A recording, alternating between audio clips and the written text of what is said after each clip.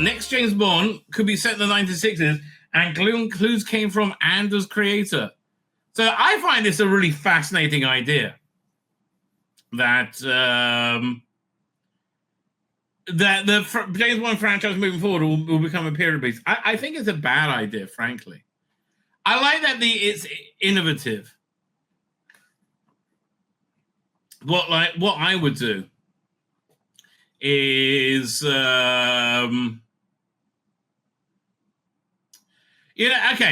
is the way to do it. I would have two movie franchises. I would have the main Bond franchise set in the current day, and I'll have it on a 4-year rotation, right? I will book whoever the character of Bond is, I'll book him for 3 movies, right? With an option for two more movies.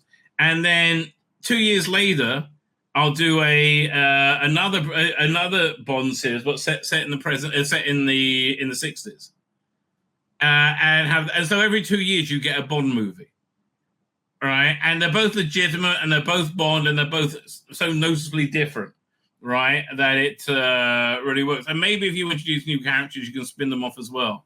So every 3rd year you get like a black secret agent movie or a woman secret agent movie or something like that. But yeah, look, I mean, and that's where you get a real cinematic franchise, right? Because I think, you know what? I will do a 3rd series where you have old Bond, with Pierce Brosnan. I really want to see that movie. A bold new direction of the iconic James Bond franchise may be on the horizon. The clues came from unexpected source. Tony Gilroy, creator of Andor. So he has a lot of clout in my mind because I like Andor a lot. Right, I like Andor a lot. In a recent interview, Gilmore revealed an intriguing piece of Bond lore that hints the next 007 film could be a transport audience back to 1960s. Well, that's what Tarantino wanted to do, right? He floated the idea of doing Casino Royale as a 1960s period piece, and eventually they did Casino Royale, but it wasn't a period piece. But he says that's probably why they went back to do Casino Royale, because it put it in their heads. Before the McKay era defined Bond for the modern audience, Gilroy and acclaimed director Steven Spielberg reportedly pitched a very different vision, a retro Bond movie filmed in black and white. That would have been wild, set amid the vibrant cultural explosion of Karney Street in London. We want to go back to the 1960s to do black and white and do Karney Street and the whole thing. Gilroy told Collider. That should be a TV movie. I'm sorry. Oh, Amazon, if you knew what you're doing, you would green like that today. The iconic Karney Street, so synonymous with fashion and the music revolution of the 1960s, would have provided a rich, authentic backdrop. Although their vision, a modest $30 million budget, was ultimately rejected due to the lack of creative control. Gilroy's comments carry new weight as he suggested that the current plans for the next Bond could be very much like what they're doing now. It sound like very much like they're doing this. Is a cryptic remarks point to the film's current producer, Amy Pascal, David Hammond, the 26th installment under Francis New Stewart. It is a sharp break from the past, which they probably need to do right now. This isn't the only period-specific rumors swirling around the future. Earlier, Chris noticed a possible series of Bond films set in the 1950s, aligning with the era when Ian Fleming originally wrote the novels. Yeah, that's what I sound good. Ian Fleming James Bond stories were published in the 50s, and Sean Connery's iconic Dr. No was 1962, cemented Bond's cinematic legacy in the decades to follow as well. Right? It just left a huge shadow over culture in a good way, right? In a very good way.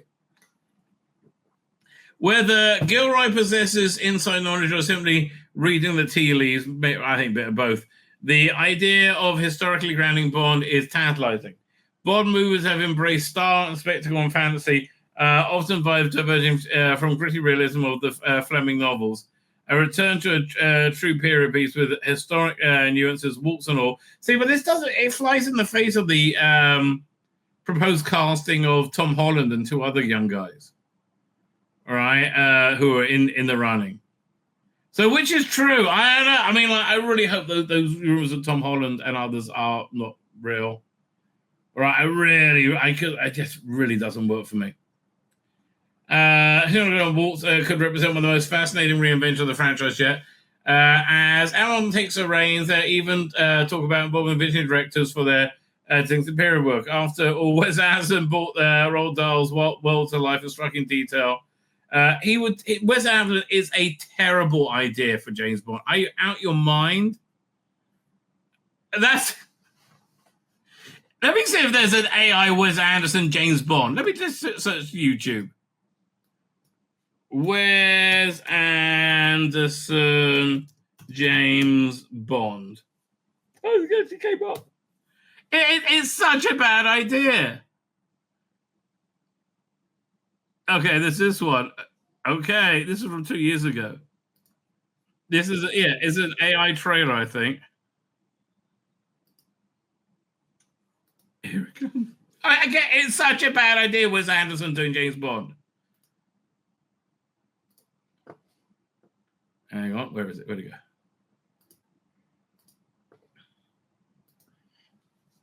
Impeccable style meets eccentric espionage comes a Bond film like no other.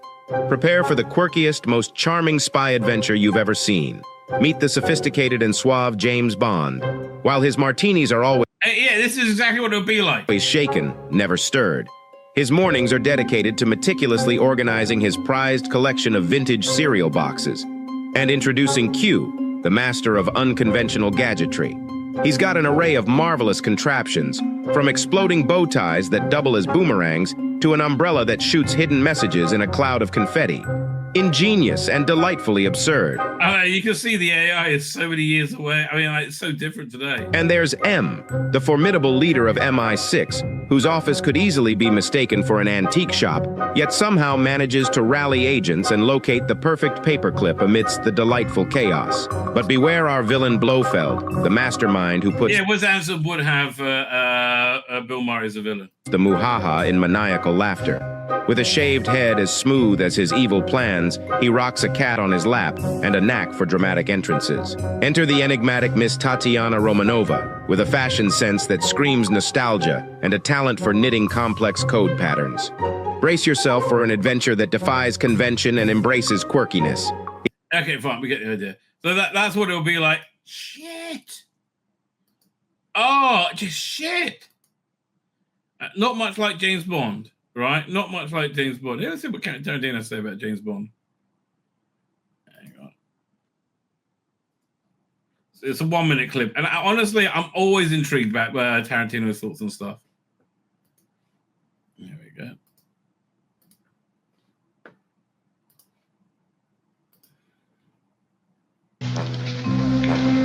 James Bond. There's a new James Bond out. The reason they did Casino Royale all comes down to me. Okay, I think this is the story I just told. Should we up the blind?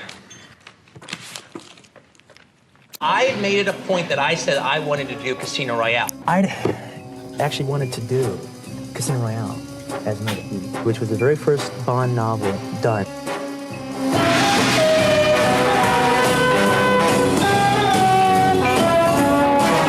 Quentin, he wanted to meet me, and I went up into Hollywood one day. They were already on record as saying that the movie was unfilmable. This is the first novel. He's like kind of a cold-blooded guy at the end of it. The last line of the book is he kills the woman he loves, and he calls up Control and says, The bitch is dead.